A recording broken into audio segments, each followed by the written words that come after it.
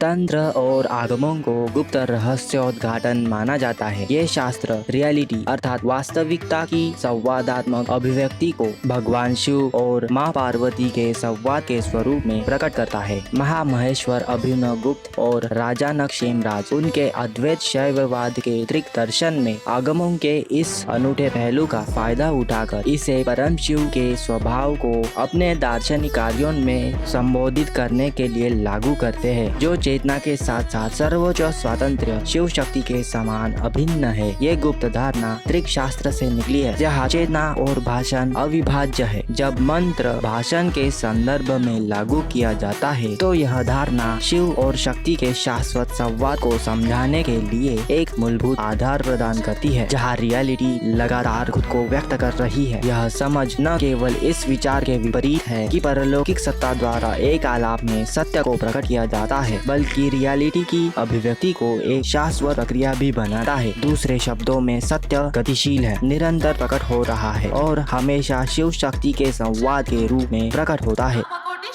महामहेश्वर अभिनव गुप्त उनके कार्यों के अंतर्गत स्वयं के आगमीय परिप्रेक्ष्य में वे लिखते हैं, मेरे हृदय को जगदानंद के रूप में नामित कर रहा है। यह ब्रह्मांड के रूप में महसूस होने वाला दिव्य आनंद, जिसकी प्रकृति शिव और शक्ति दोनों के मिलन से प्रकट हो रही है, जो कि सर्वोच्च अमरता का पूरी तरह से फलता फूलता प्रतीक है। तो जैसा कि महामहेश्वर अभिनव गुप्त कहते हैं, जो शिव शक्ति के समावेश का आनंद मैं इसी क्षण पर महसूस कर रहा हूँ, उसी प्रकार शिव और शक्ति प्रत्येक प्राणी के भीतर निवास करते हैं। यही है असली वास्तविकता, जो तंत्रों और आगमों में उद्घाटित होती है। परंतु यह अति गुप्त तंत्र और आगम शास्त्र कहाँ से आए और किसने इनका निर्माण किया, और आज के कलयुग में इस गुप्त ज्ञान का प्रसार कैसे हुआ, अर्थात कलयुग में इसकी उत्पत्ति कैसे और कहाँ हुई, जानेंगे इस वीडियो में। जय महाकाली दोस्तों, मैं हूँ नाग कुमार।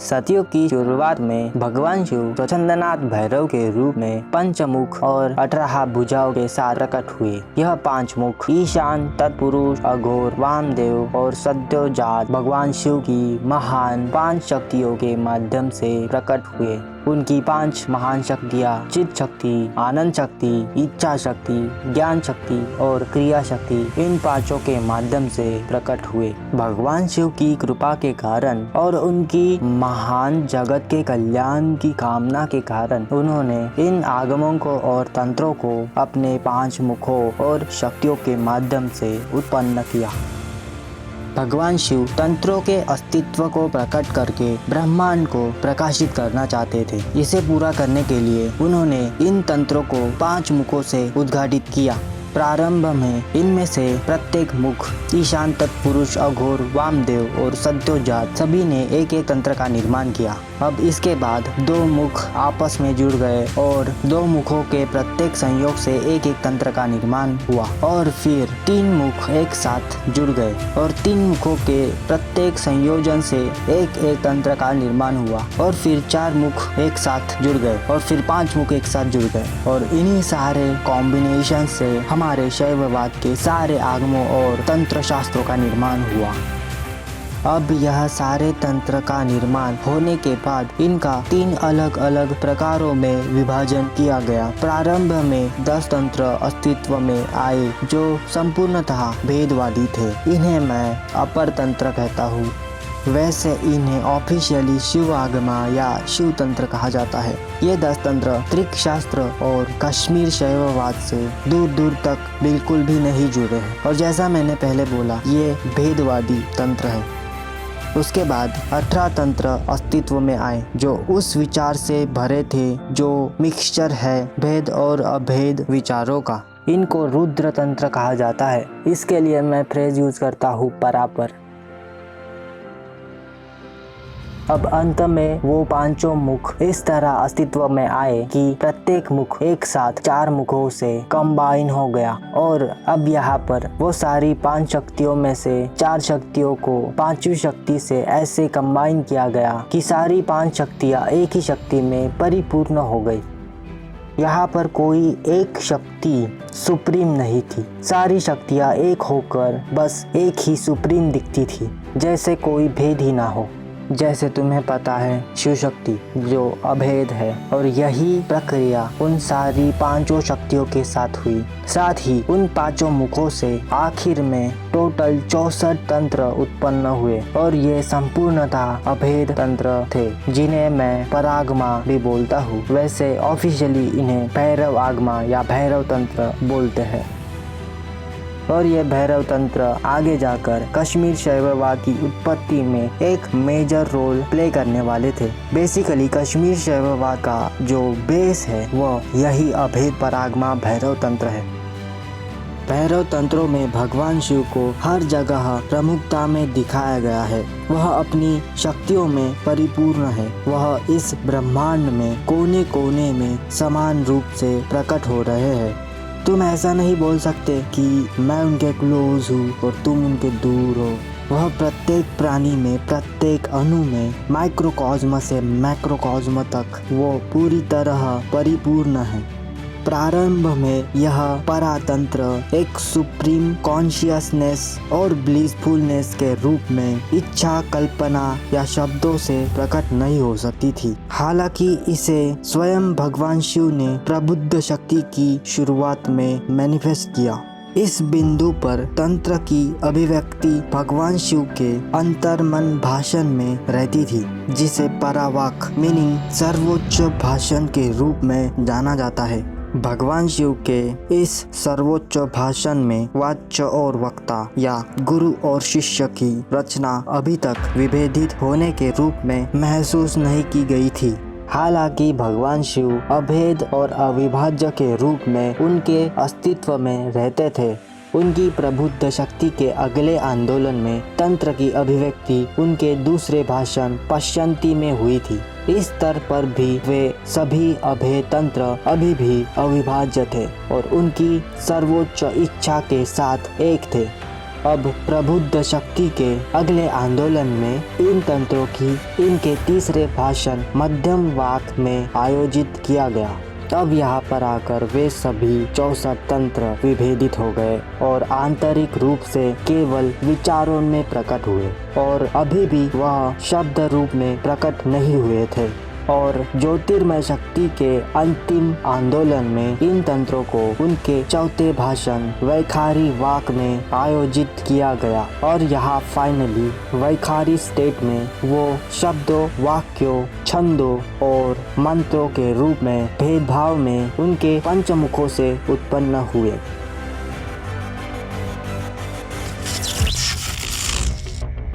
अब यहाँ पर आकर कुछ लोगों के मन में सवाल उत्पन्न हो सकता है कि अगर इन सब तंत्रों को भगवान शिव ने सतयुग के शुरुआत में ही उत्पन्न कर दिया था तो हमें इसका कोई ठोस प्रमाण क्यों नहीं मिलता। क्योंकि अगर तुम एक सिंपल गूगल सर्च भी मारो तो तुम्हें बहुत सारी इन्फो मिलेगी कि ये सारे तंत्र ज्यादातर 1100 से 1200 BC पूर्व ही लिखे गए थे।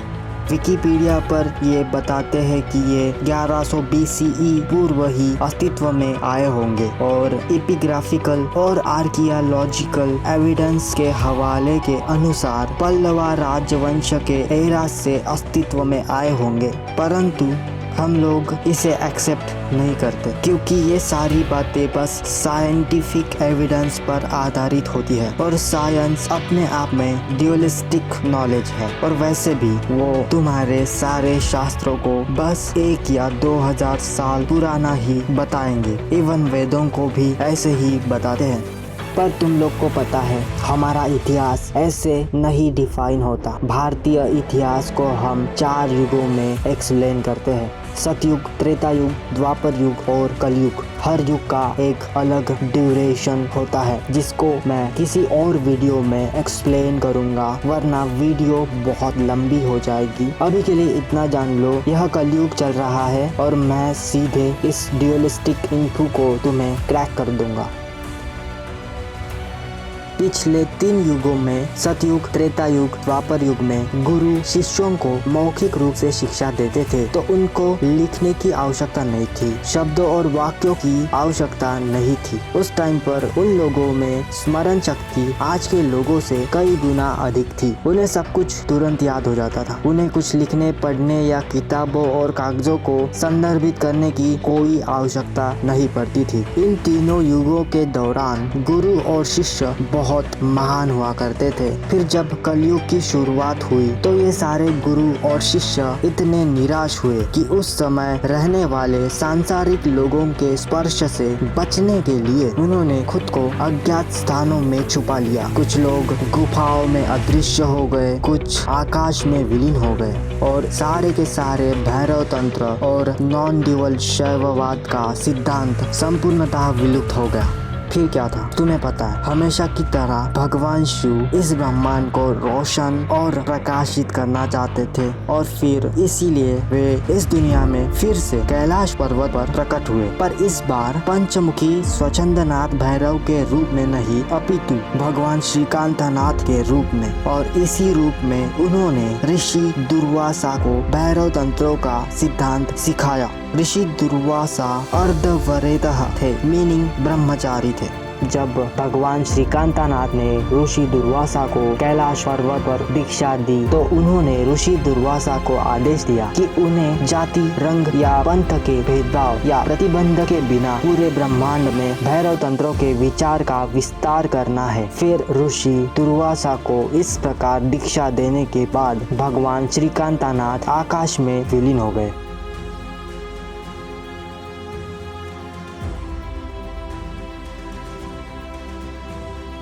महामहेश्वर ऋषि दुर्वासा जी भगवान भोले श्रीकांतनाथ जी के आदेशानुसार परासुप्रीम और ब्रूटली नॉन ड्यूअल भैरव आगमों की दीक्षा के लिए एक वास्तविक और योग्य शिष्य प्राप्त करने के लिए पूरी तरह से ध्यान करने के बाद निराश हो गए, क्योंकि वो दुनिया में इन परागमाओं के दीक्षा के योग्य किसी को नहीं पा सके।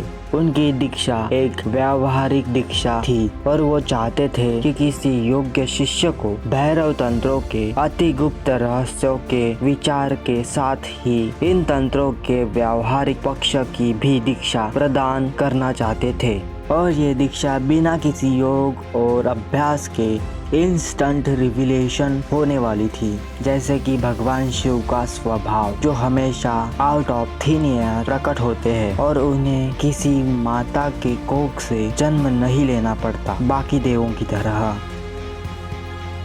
भैरव तंत्रों की दीक्षा किसी भी योग्य शिष्य को इंस्टेंटली प्रबुद्ध करती है और फिर there is no turning backwards.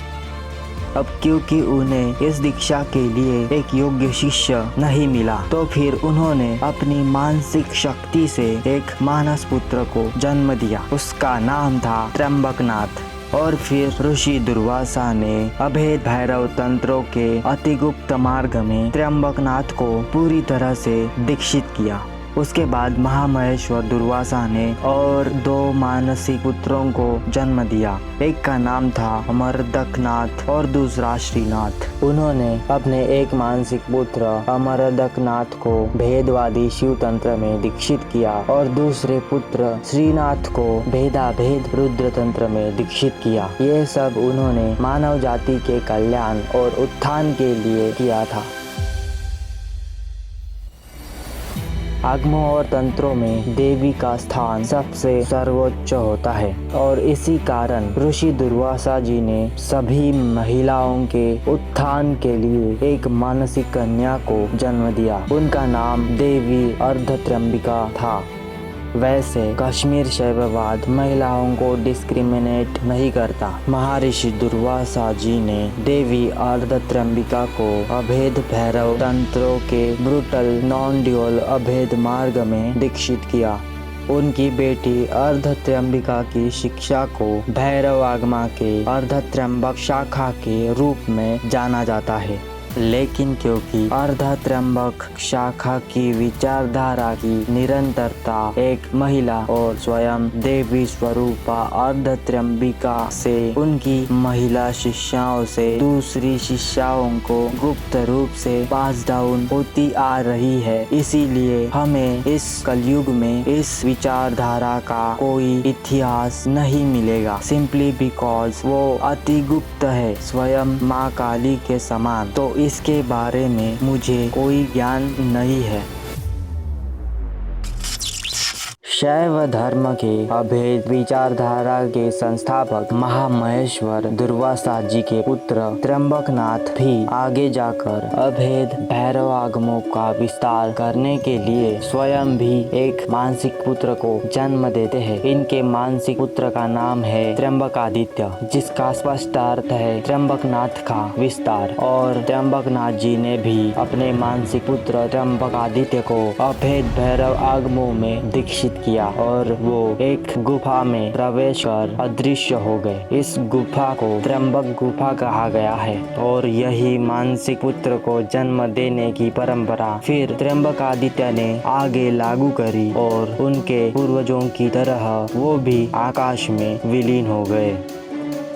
इस प्रकार कुल 15 मानसिक पुत्र और वही सिद्धों की रचना होती रही और यह परंपरा अटूट रूप से चलती रही। अब हालांकि 15वें सिद्ध ने मानसिक पुत्र को जन्म देने का प्रयास किया, परंतु वो इसमें असफल हुए और यहाँ वो अटूट परंपरा टूट गई। कहा जाता है ये 15वें सिद्ध पूरी तरह से अंतर्मुखी नहीं थे, साथ ही साथ उन्हें सांसारिक सुखों के लिए भी दिया गया था। इसी सूक्ष्म अष्टवमल के कारण वो मानसिक पुत्र को उत्पन्न करने में असफल थे। लंबे समय तक ध्यान में बैठने के बाद उन्हें इस संसार में सभी अच्छे गुणों वाली एक सुशील कन्या मिली और उन्होंने उनके पिता के पास जाकर शादी करने की व्यवस्था की। विवाह के बाद उन दोनों ने एक पुत्र को जन्म दिया। उनका नाम संगमादित्य था। अपने पिता और माता से अभेद भैरव आगमों की दीक्षा लेने के बाद संगमादित्य कश्मीर की घाटी में आए और कैलाश पर्वत पर स्थायी हुए। उन्होंने भी अपने पिता की तरह विवाह करके वर्णादित्य को जन्म दिया। वर्णादित्य ने भी उनके पिता का अनुसरण करते हुए विवाह कर एक पुत्र को जन्म दिया और भैरव आगमों की दीक्षा आगे प्रदान करी। इनके पुत्र का नाम था अरुणादित्य। आगे अरुणादित्य ने भी अपने पिता से दीक्षित होकर विवाह करके आनंद नामक पुत्र को जन्म दिया और उसे उन्होंने अभेद भैरव आगमों की व्यावहारिक दीक्षा प्रदान की और आनंद जी ने शैव धर्म की व्यावहारिक विस्तार की परंपरा आगे लागू की।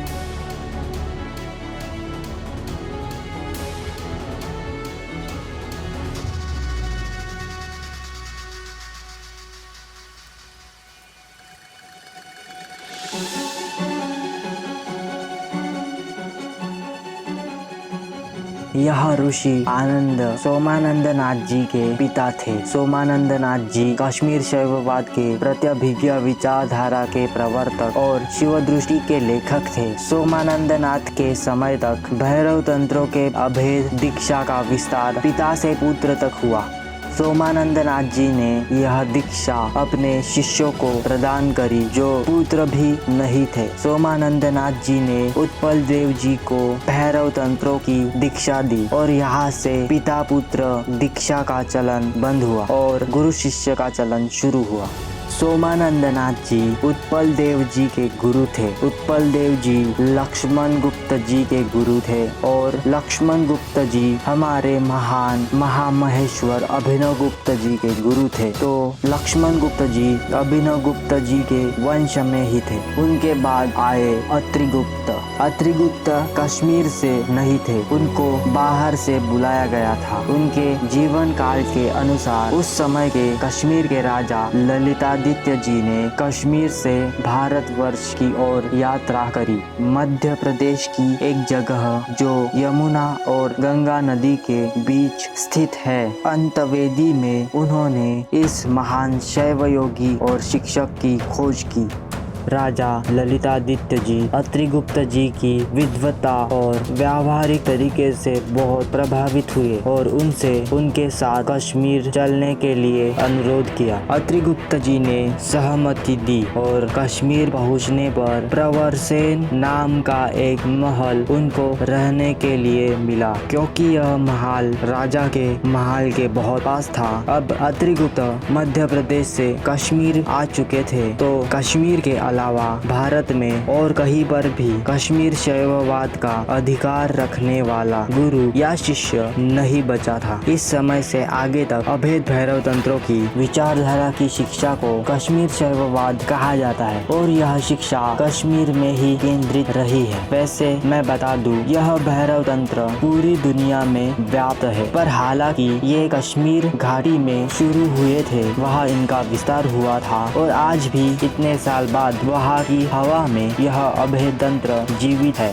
कुछ समय बाद अत्रिगुप्त के वंश में वराहगुप्त का जन्म हुआ। वराहगुप्त ने अपने पिता से दीक्षा ली और फिर आगे प्रदान की। वराहगुप्त नरसिंहगुप्त के पिता थे और नरसिंहगुप्त हमारे महान महामहेश्वर अभिनवगुप्त जी के पिता थे। महामहेश्वर अभिनवगुप्त जी के पुरुष और महिला दोनों कई शिष्य थे, पर उनके मुख्य शिष्य महामहेश्वर क्षेमराज थे और क्षेमराज के प्रमुख मुख्य शिष्य योगराज थे। अब कश्मीर में कई शतकों बाद स्वामी राम इस भौतिक शरीर में आए और स्वामी महताबका उनके प्रमुख शिष्य थे और स्वामी महताबका के स्वामी लक्ष्मण जू प्रमुख शिष्य थे। उसके बाद स्वामी लक्ष्मण जू ने उनके पीछे भारत और यूएसए में एक लक्ष्मण जू अकेडमी नाम से अनुसंधान स्थापित किए और उनके शिष्यों ने भी कई अनुसंधान केंद्र की स्थापना करी, जैसे भारत में हरिहर त्रिका आश्रम।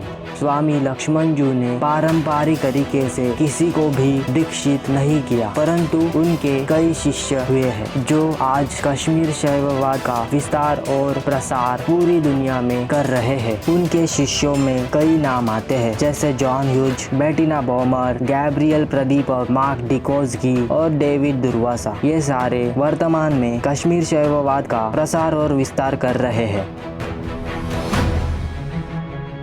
और भी कई सारे लोग हैं जो त्रिक शास्त्र के जानकार हैं। कुछ को मैं जानता हूँ और कुछ बस अननोन है। देखो, त्रिक शास्त्र की विशेषता यह है, इसका कोई वर्दी या अनवर्दी क्राइटेरिया नहीं होता और इसकी दीक्षा कोई भी व्यक्ति किसी भी क्षण पर पा सकता है। इस विशेष दीक्षा में एक फिजिकल गुरु तुम्हारे सामने प्रेजेंट हो, ऐसी कोई नेसेसिटी नहीं है। माँ काली की जो ग्रेस या शक्तिपात है, वो स्पेस और टाइम को ऐसे भेदता है या काटता है जैसे एक शार्प नाइफ मक्खन को काटता है। तो इस अभेद मार्ग में दीक्षा माँ काली स्वयं प्रदान करती है और अभेद आगमों की दीक्षा के डायमेंशन में टाइम, डिस्टेंस या जगह बिल्कुल भी एग्जिस्ट नहीं करती। खैर, ये कोई और वीडियो का टॉपिक है किसी और समय के लिए। इस वीडियो के लिए इतना पर्याप्त से अधिक है। मैंने पूरा प्रयत्न किया है कि तुम लोगों को आगमों की ओरिजिन ब्रीफली एक्सप्लेन कर सकूं। मुझे आशा है मैंने पूरी ओरिजिन से लेकर प्रेजेंट एरा तक की सारी भैरव आगमों की टाइमलाइन इस वीडियो में कवर की है। फिर भी अगर मुझसे कुछ छूट गया है तो कमेंट में जरूर लिखना, ताकि बाकी लोग भी जान सके। और तुम्हें कश्मीर शैविज्म के बारे में चर्चा करनी है तो मेरा टेलीग्राम ग्रुप और डिस्कॉर्ड सर्वर ज्वाइन कर लो। तुम वहाँ पे भी मुझसे सवाल पूछ सकते हो। सारी लिंक्स मैं डिस्क्रिप्शन में डाल दूंगा, तो बस ज्वाइन कर लो। और ये वीडियो पसंद आई हो तो लाइक करो, शेयर करो। एम करते हैं 11 लाइक्स के लिए। मुझे पता है तुम लोग जल्दी पूरा कर दोगे। और हाँ, सब्सक्राइब करो। तो बस आज के लिए इतना ही। अब मिलते हैं ऐसे ही कोई और एक्साइटिंग वीडियो में। जय माँ काली। नंदिनी नंदित मेधिनी विश्व विनोदिनी नंदनुते